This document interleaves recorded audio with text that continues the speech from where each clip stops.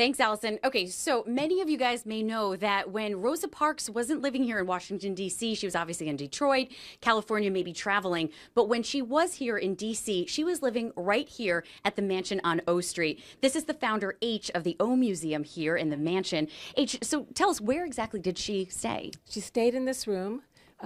She was here approximately 10 years, which is incredible. How did that come to be? I got a call from someone I didn't know in Detroit that said she'd just gotten beaten up in her home.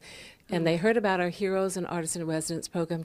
Could she come and stay here when she got out of the hospital for a few days for free, so that she could heal her spirit and her body and go back to Detroit to help the kids that have beaten her up in her home. 10 years later, she kept coming back. She kept on coming back. She's glorious. And well, she definitely had a beautiful place to stay. And you said that sometimes you would help her out when people would come to visit her, of course. Yes. She had long flowing hair, and I would braid it for her, and we would come out, and she would meet people in the room called the Mediterranean Room. Presidents of countries, prime ministers, secretaries of state, all wanted to come and see her. Is that this room right in here? Yes. This is the Where would she sit? She would sit on the sofa with them. Sometimes she would hold their hands so her message was distinct and clear.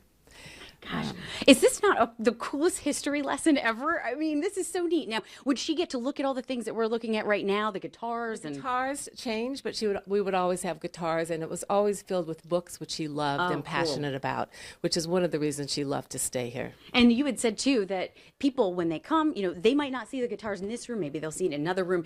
Everything is changing every single day. All of your memorabilia, all of your items here. So something to see. You have people that come maybe once every 3 weeks or something, you were saying. Yes. Pay the $15 to come in, which is nothing, to do a treasure hunt and stuff. Now, we're coming into this room. What's the significance with this? This room is called the International Room, and when she traveled with her best friend, Elaine Steele, who is the president of the Rosa Parks Institute in Detroit.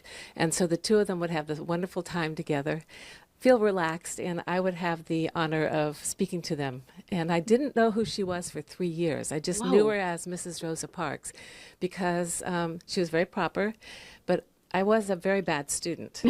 So that 3 years later, I was told who she was, and I don't think we would have been as close if I had known. I would have been scared of her or thought she was too important.